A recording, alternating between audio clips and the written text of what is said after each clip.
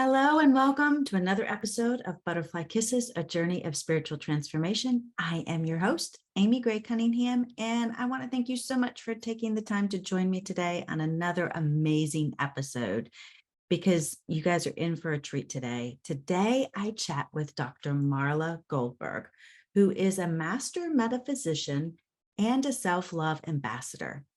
If you would like to create a positive change in your life, then hold tight, because Marla is going to show you how.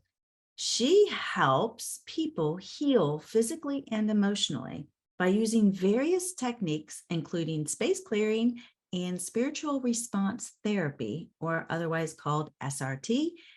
And she helps clients to overcome traumas and challenges with these programs or with these modalities and with several other modalities that we'll also go into. She is quoted as saying, when you heal something within you, it gives space for something else, such as love, to enter, which is amazing.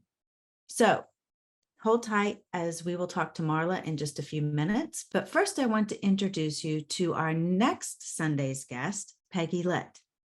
Peggy is one of the most unassuming and down-to-earth people you will ever meet. We had such a fabulous conversation. Peggy and I discuss what it means to live from your heart and outgrow your mind. She says that the biggest battle you will face on your spiritual journey is outgrowing the mind, which means letting go of who you think you are so you can become who you were created to be. This is an exciting episode, so don't miss it next Sunday, November 27th, right after Thanksgiving. And also, please don't forget to subscribe on Apple or whatever app that you're using to listen to this podcast so you won't miss an episode when it drops. And also follow me on Facebook, Instagram, Twitter, LinkedIn, YouTube, and TikTok. All the links are provided for you in the show notes, so you can go find them there. And please don't forget to subscribe to my weekly newsletter. This is another way that you can be reminded of when a new episode drops. So just go to butterflykissespodcast.com or check out the show notes, and you can sign up for my newsletter there. If you like what you hear today on Butterfly Kisses, please leave me a review. 5 stars would be much appreciated. And also, like I always say every week, please share this podcast episode with your family and friends, because the more we can inspire others to share and shine their light, the more of an impact we can make on the world. Now, please help me welcome Dr. Marla Goldberg. Welcome, Marla. Thank you so much for joining us on Butterfly Kisses today. I am so excited to have you here and to talk with you about everything Marla. Well, thank you. I'm honored you asked me to be on the show, and I'm so happy to be here. Well, thank you. So tell us about who is Marla and how did you get to where you're at right now and doing what you're doing? Well, it's not something I thought I'd ever be doing in my life. You know, it's one of those things you don't wake up and say, I'm going to be a metaphysician. Just like people don't wake up and say, I'm going to be a prostitute. It's just something you don't plan on, but somewhere in your path it comes. And my path happened like many people. When you hit rock bottom and you don't know where to go and you're begging and pleading spirit, help me, I need help, but you don't know where it's going to come from. And mine came in the way of a women's conference where I was in this really bad state. I was in a horrific marriage. He was an abusive alcoholic. His kids were, well, they're my kids too, because I adopted them, but it was just so highly stressful. And I just couldn't see being in this marriage anymore, but I was like a deer in headlights. Didn't know where to turn. And there was a women's conference, and I was looking at this people who were presenting, and there was a woman who was talking about how to heal yourself. And there was a little voice in my ear that just kept saying, you got to go, you got to go, you got to go. Not realizing it was spirit, because I was so in my head. There was not a whole lot of room for other messages to come in. And I went to this women's conference. And I actually met her as I was looking at the exhibits, waiting for her talk time to show up. And she was lovely. I mean, her energy was wonderful, though I didn't know I was reading energy. She was just very warm. And her daughter was with her and she was warm. And when I went to the talk and she started asking those questions that you ask at the beginning of well, my arm went up and I think it stayed up for most of her talk. Have you ever, do you feel like, whatever it is in your life, has this ever happened, kind of a thing. And at the end of the session, I signed up for her 1-day informational and then immediately signed up for her 4-day basic, still not understanding what I was getting myself into. And I went to the 1-day informational, couldn't wrap my mind around I was trying to understand and was having the most difficult time, but I still signed up for the 4-day basic. And the first morning of the first day, I had my first known psychic experience, which was so cool, because I just kept praying, please don't let me disappoint my partner. We were doing an exercise where one person's the giver, one person's the receiver, and you just sit there and telepathically information comes. And I got 3 visions, 3 pictures in my mind. And one was little hands playing the piano. One was a braid that got snipped and turned into a rope bridge.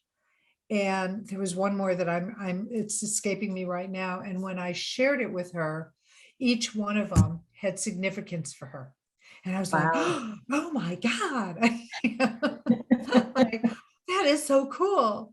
Again, still not understanding what I was getting myself into. I joined the mystery school. It was a mystery school, which is a terminology they used for hidden teachings back in the day. And they would call them mystery schools. And, they would be teaching metaphysics, but because of Salem and a lot of the backlash that psychics would have and metaphysicians, energy healers, back in the day, they used to be not publicized. They would just be like secret word of mouth schools. Anyway, I joined her school, and 3 years later, I learned 14 healing modalities, hands-on, distance, and verbal, and graduated her class. But due to my divorce, because I got up enough nerve to file for divorce, I couldn't go through the certification process. So I just moved on, figuring all I'll do is take what I've learned for friends and family to be able to help people, and those people, the people in my sphere, and move on from there. And I just kept taking classes. I was introduced to theta healing and this healing.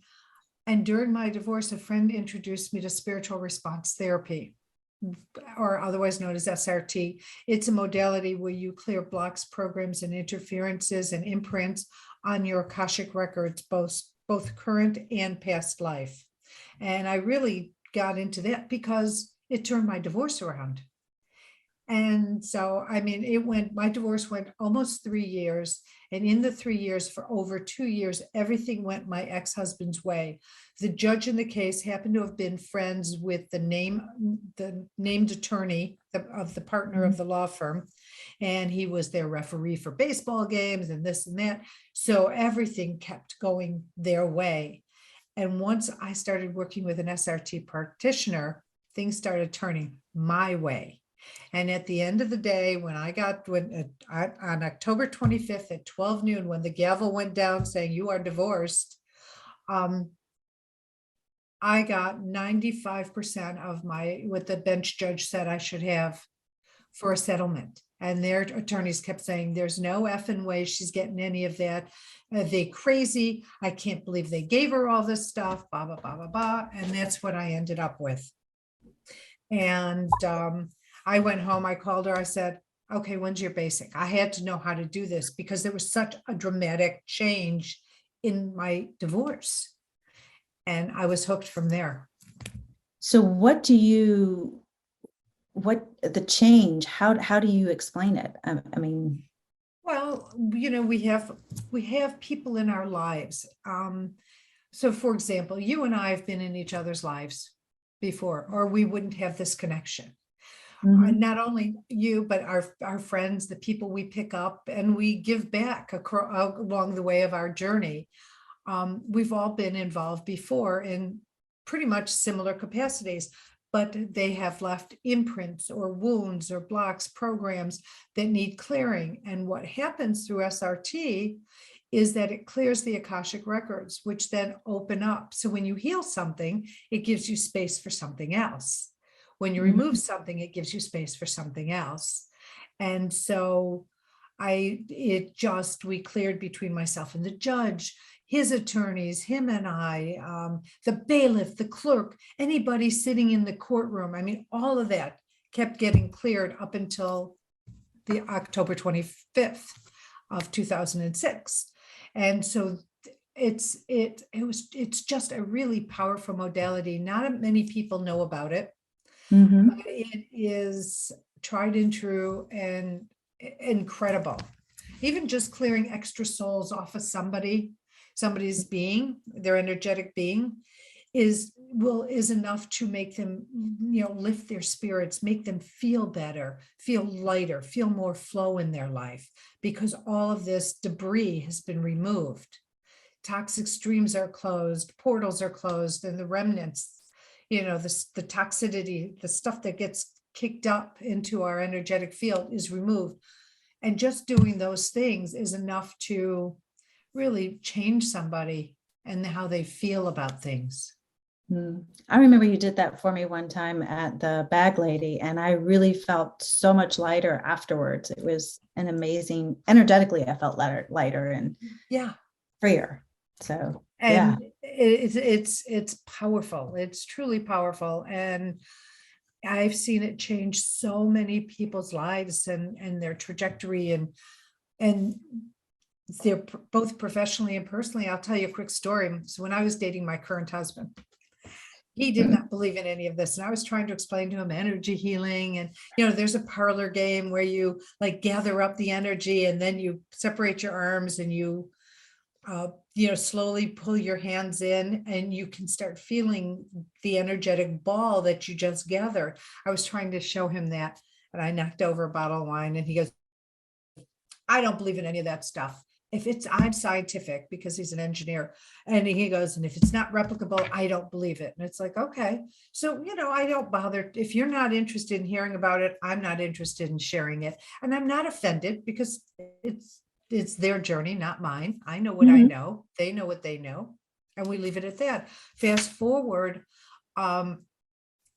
his business was being challenged energetically, like he was going through one of those slump years. And he's like, okay, Marla, I'm going to pay you to clear my business. You let me know, you just do it. So for once a week for 10 weeks, I cleared his business. He re-upped again. He said, I need you to still clear between me and this company and that company and this proposal and that proposal. And everybody kept telling him these proposals were dead in the water. I said, they're not dead. I said, they're going to come alive again. And they did. So this year, where he was down probably $500,000 in his business, he ended up breaking even. So, and at the time it was just he and his son in the company. And he was just like, oh my God. And the next year he was up 20%. And the next year he was up another 50%. And it's been growing ever since. And I still do work for him and clearing his business and, doing my Marla stuff on his business. And it has just blossomed. He now has 11 people in his office, and he's going into companies that he never thought he would get into. And it's just growing. And it's because of SRT, because I moved the blocks to allow the flow. It's like if a beaver builds a dam and you break through the dam, what happens? The water. There's flow. Very cool. So is this part of the space clearing that you also provide along with the SRT? Well, space clearing is a different modality, a different technique. And my space clearing is a little bit different. Sometimes people go in with their sage, which is great.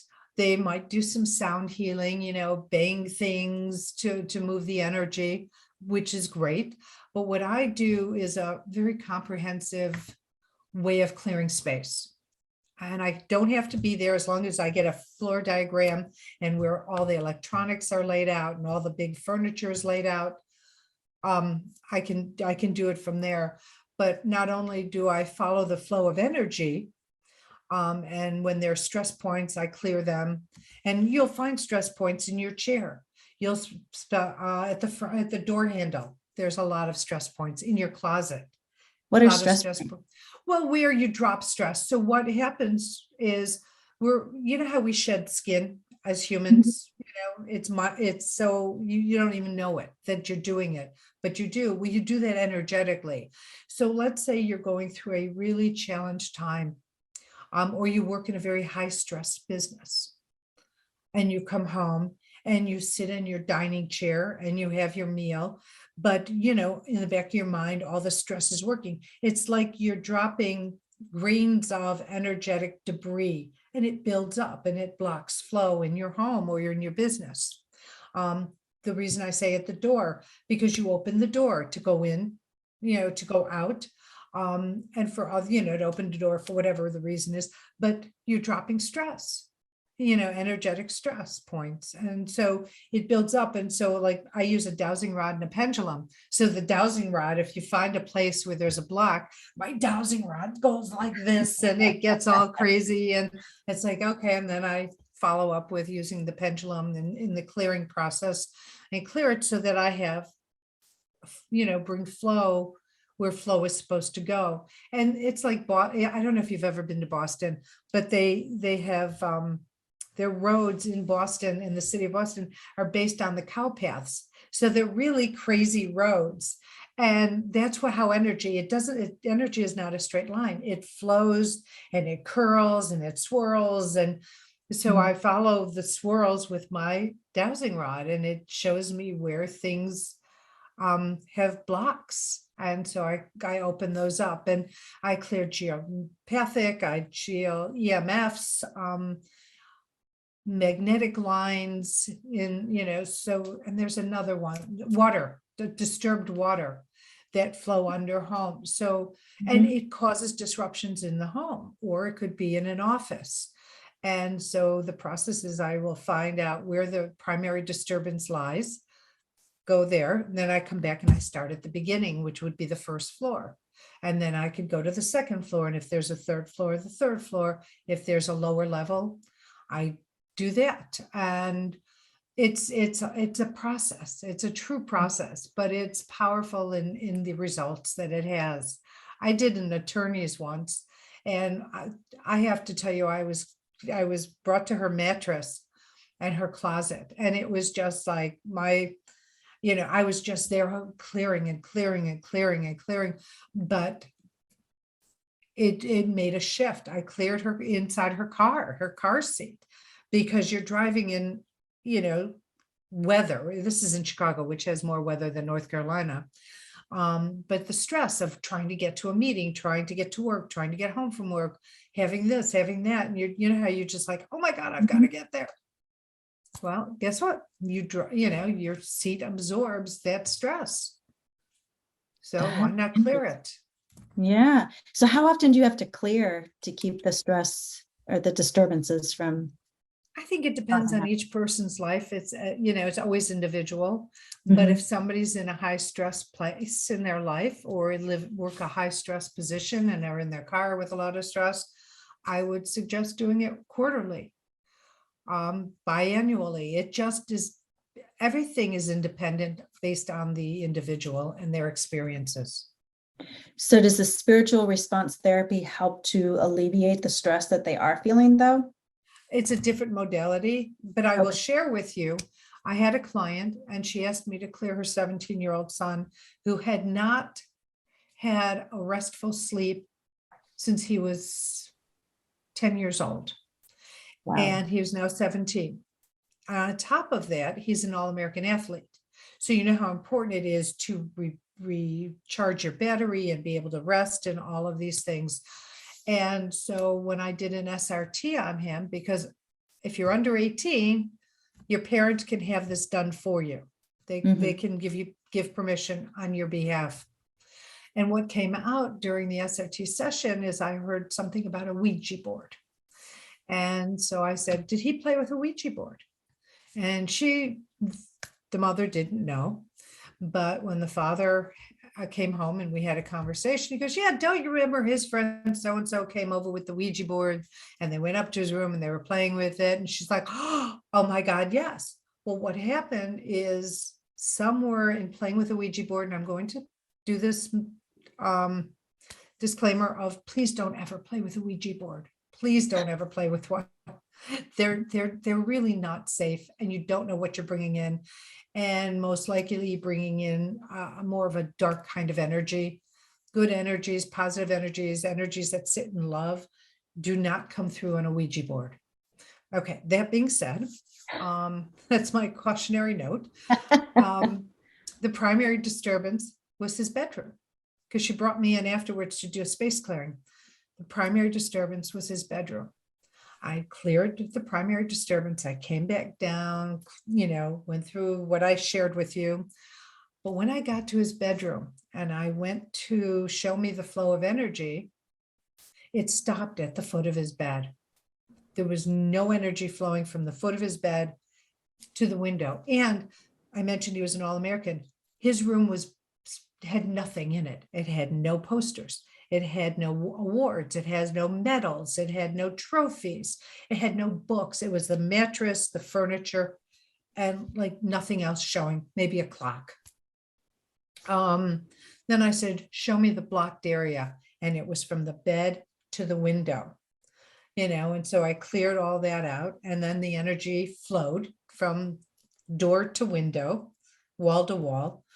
But I heard that he might want to live in another bedroom, and one of their sons was out of college and was not moving back home, and made the suggestion to ask maybe he wants that bedroom, or if you have another bedroom available. And at first he said no. And then 2 weeks later, he said, you know what? Yeah, I do want to take that bedroom. Well, he redecorated it. He pulled out his trophies and his medals, his books. He was studying in the room and everything. But what's weird is that when that became the guest room, his old bedroom became the guest room. And people were saying, it feels really weird in here. And even though it was cleared, it was different. It had different energy than the rest of it. But people were able to sleep in the room.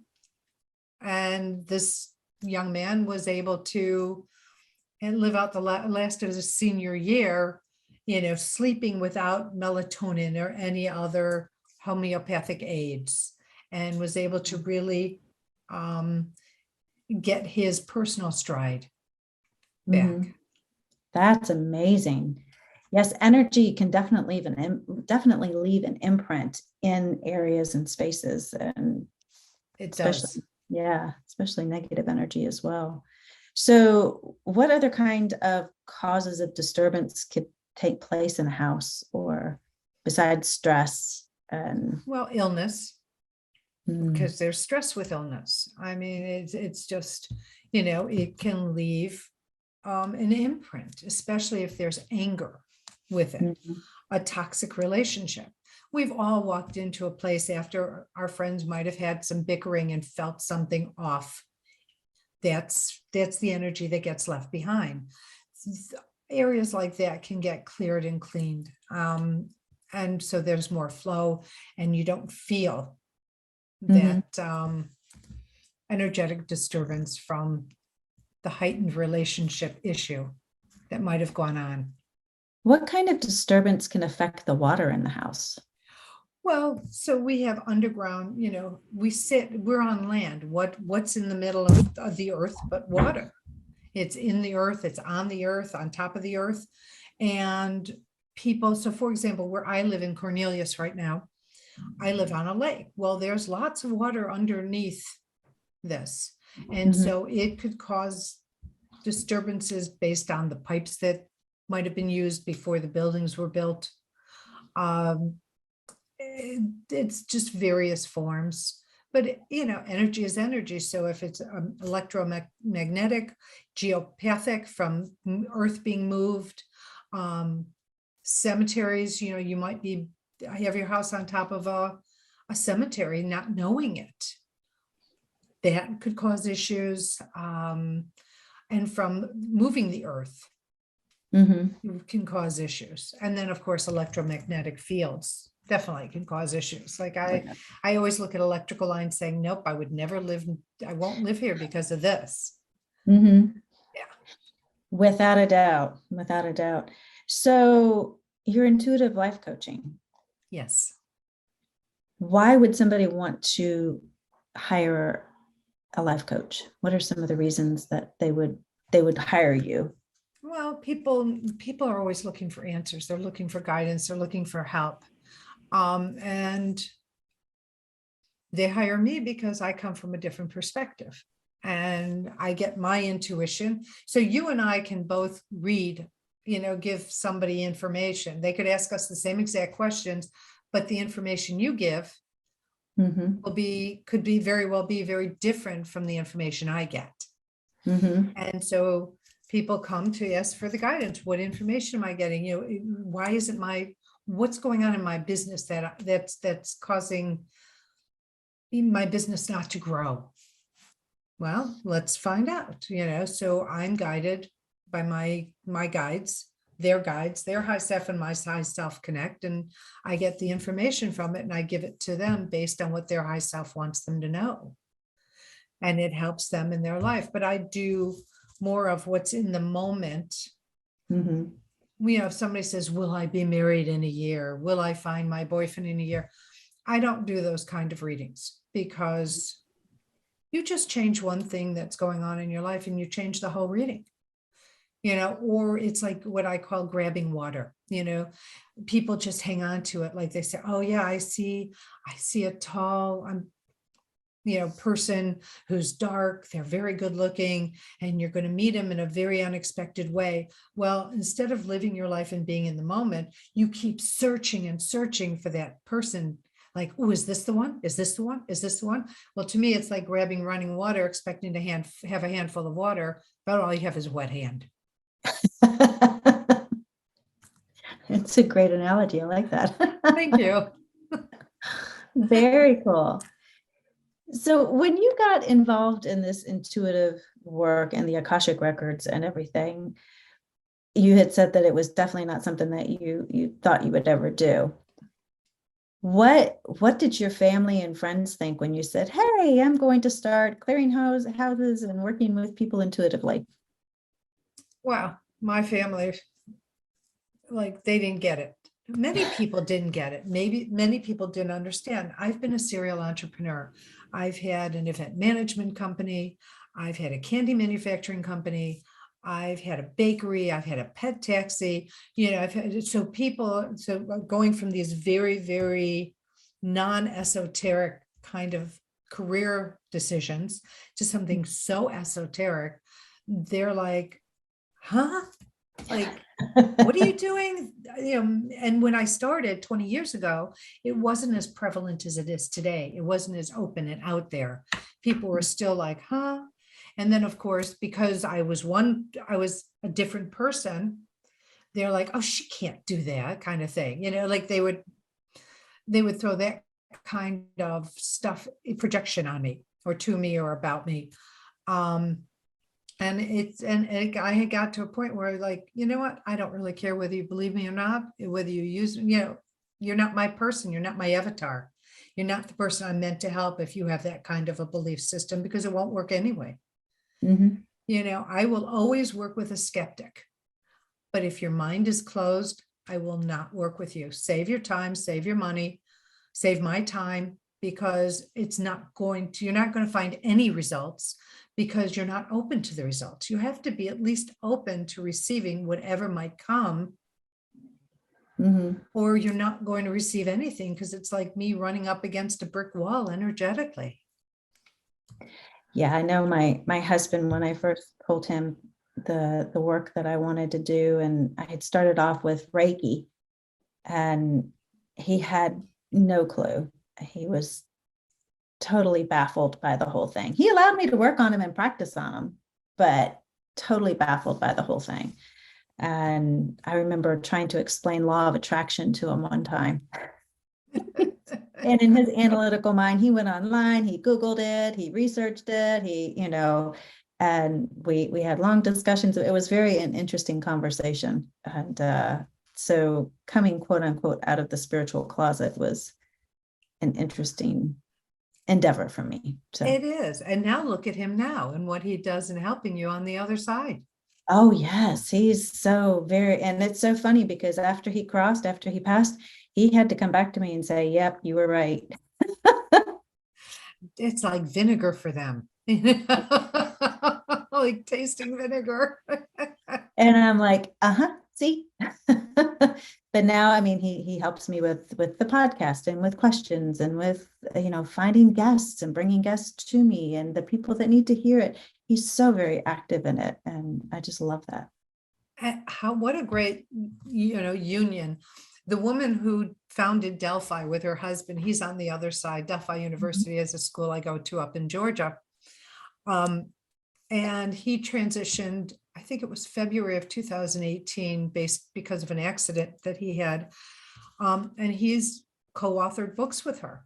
He is, he just works on the other side and he tells her what's going on and what's there. And together they're still teaching people based on what they're putting out together.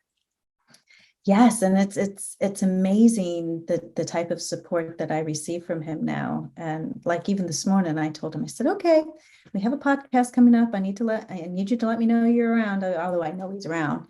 So I know he's around. Oh yeah. I have these feathers that he leaves me all the time. And I had gotten up, it was right before we were to meet on the call. I got up and went to go get tea. And when I came back into my office, right in the middle of the floor was one of the feathers that was in my container of feathers that he leaves me, right in the middle of the floor. I mean, I would have had to stumble over it going out the door to go get tea. Right. So I'm like, okay, you're here. Let's go. It's time to get moving. Wonderful. I mean, you can't ask for better support than that. Exactly. I call it the stories of the traveling feathers because he's always leaving me feathers everywhere, which is so cool. But so past life regressions, you also do past life regressions. I do. How does that work? I love that. So past life regression, people are like, oh, I've always been interested in, my other lives, but it's really a tool for healing. And what will come up, most likely, not necessarily in every situation, but will be a lifetime where you need healing because something's going on in this current life that you dealt with in a past life, or maybe didn't completely deal with it. And it's going on again. Because, until you learn your lessons come back over and over and over again. And past life regression is a tool to heal the past, which will then heal the present. And so in past life regression, you go into a light trance and I take you on a journey and I document what it is the journey is for you. And then we go through a healing process for whatever the lifetime is we get to, and then we move forward with that. And it's different than an Akashic Records reading, which I don't do, because Akashic Records reading, you can learn about, 3, 5, lifetimes through the practitioner, depending upon you and the practitioner. In a past life regression, you get one past life because the process takes the entire time and you don't want to rush through this. It's not like, just tapping on and moving on. You want to really delve into what's going on in that past life and what you were feeling and what you were experiencing so we can be healed. And that's the purpose of the past life regression I do. Now, do the clients remember what happens when you go through the past life, or? So we record it and they get a copy of their recording. So what they do, and I do it, and again, no time or space and spirit, I do it virtually. So nobody has to worry about having to come to my space or me come to theirs. They can be comfortable in theirs. I'm in mine. and we have our process together. And what I do is I take me off the video, because once we're in the process, I don't want them looking back at it and focusing on me and what I'm doing. Mhm. I want them to focus on hearing what they were receiving, what they were experiencing. Is it kind of like hypnosis? It's a light hypnosis. I wouldn't, because I'm not a hypnotherapist, but it's a trance, and it's sort of like getting you into your theta so that you can tap into the past life that you end up going to. Can you make me quack like a duck? No, I cannot, because I'm not a hypnotherapist, and I'm not one of those entertaining hypnotherapists that have people do odd things. That was the question, by the way. Yeah, no.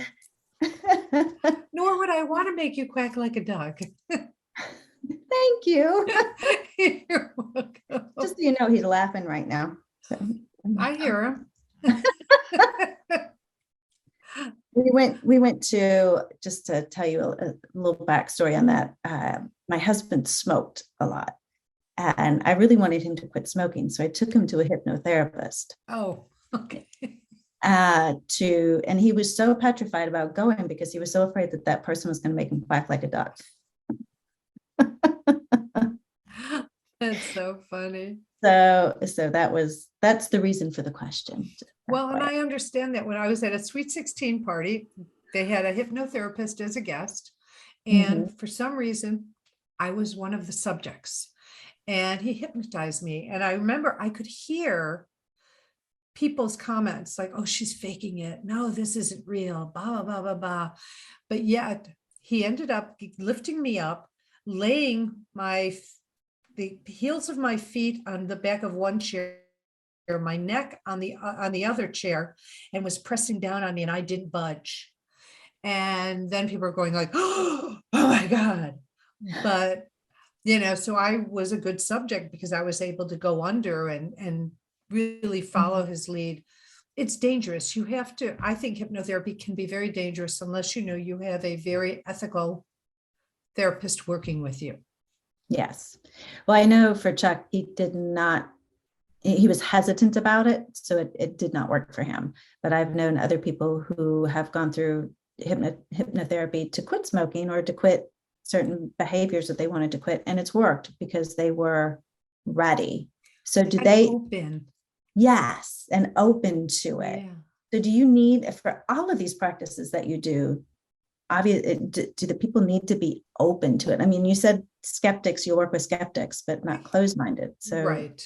Because they do have to be open. And a skeptic can say, you know what, I'm going to let you try and see what the results are. This isn't normally my belief system, but you know what? I'll let you do this and figure out. My husband's an example of that. And how, he was skeptical. He went from not being open to being skeptical. But then when I did my thing and things turned around, he then said, oh, okay. It's always like that Missouri thing, I'm from Missouri, show me. It's the show me state. It's like, you have to show me, you have to prove it to me. And once it was shown to him, and he was like, oh, and now he's one of my biggest cheerleaders. I mean, he'll tell people what I did for his business all the time. That's amazing. I love it. Yeah. So, I mean, being open makes it a lot easier. You get more when it's open, when you're open. It's like the difference between an open door and a crack in the door. Where will you get more fresh air? Where will you get more sunlight? When the door is fully open. Another good analogy. I love that. Yeah. One of my favorite quotes is, your mind is like a parachute. It doesn't work unless it's open. That's great. I'm going to have to use that one. Please great. do. Feel free. Yes, that is open. So how can people find you? Where can they go to hire you for any of these services? And what about your podcast? So check me out at Marla Goldberg, and Goldberg has 2Rs.com. You can check out my website, all that I do on it. I have blogs, I have inspirations, I have my podcast, Guided Spirit Conversations, which I'm so excited to share. I did a talk at Harvard a couple of weeks ago, and I had gotten an email from someone about top spiritual podcasts.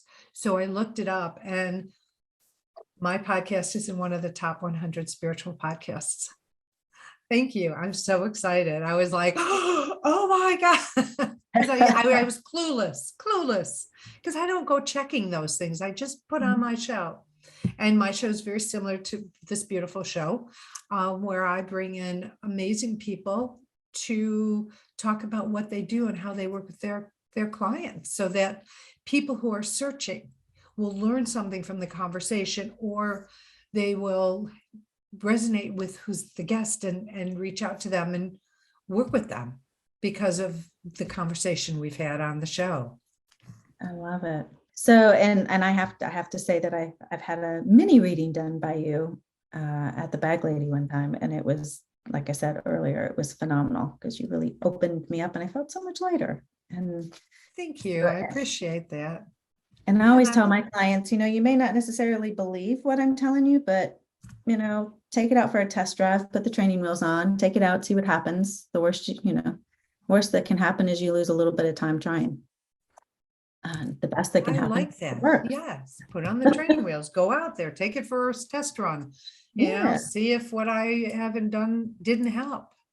Exactly.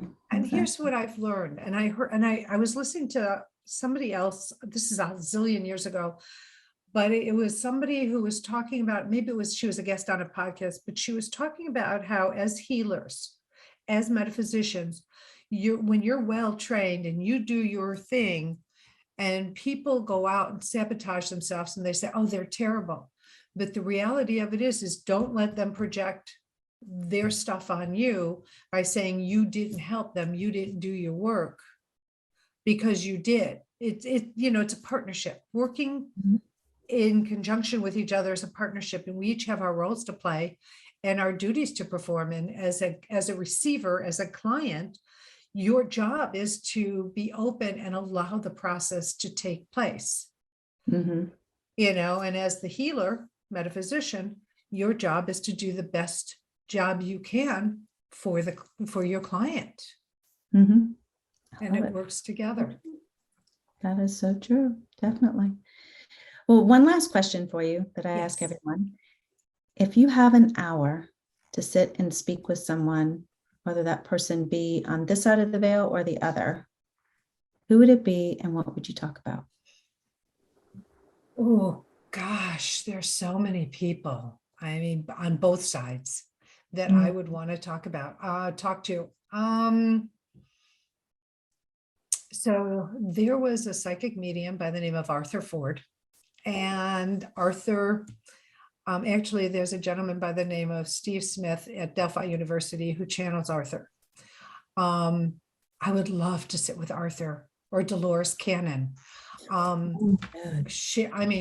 The information, the insights that they would be able to bring through conversation is so powerful. And they're, in the course of our lives, we learn so much, but we forget that we've learned it until we're reminded of it.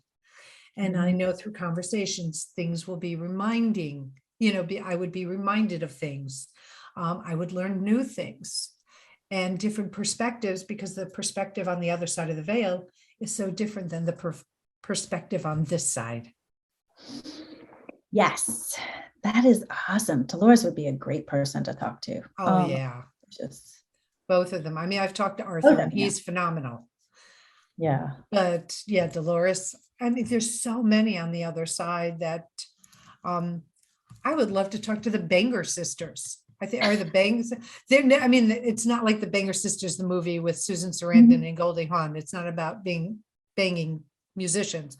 This is they were sisters who were mediums, and they were, there was stuff that went on, through their process. There were people like that who are I would just love to talk to and learn more from. Yeah, the Banger sisters were very inspirational in the mediumship. Yeah. And psychic world. So yeah, that would be a good As call. Arthur was, and there's so many. There's just so many. Exactly. Mine would probably be Wayne Dyer right now. would Oh, love. yeah. He's great. Oh, Isn't my he God. He was awesome? great in the physical. I'm sure he's even more magnificent on the other side. Yes, yes. It's and his daughters are starting to take his path now. Serena, Nice. Serena, and I can't remember the other one. They wrote an excellent book about their father and the And lesson. what they learned from him, the lessons they learned. I mean, can you imagine having Wayne Dyer and As your all of dad. his insights as your father? Yeah, exactly. Yeah. Amazing. One day I'll meet him. Who knows? But well, Marla, thank you so much for joining us Thank today. you, I Amy. have I've had such a said, good time.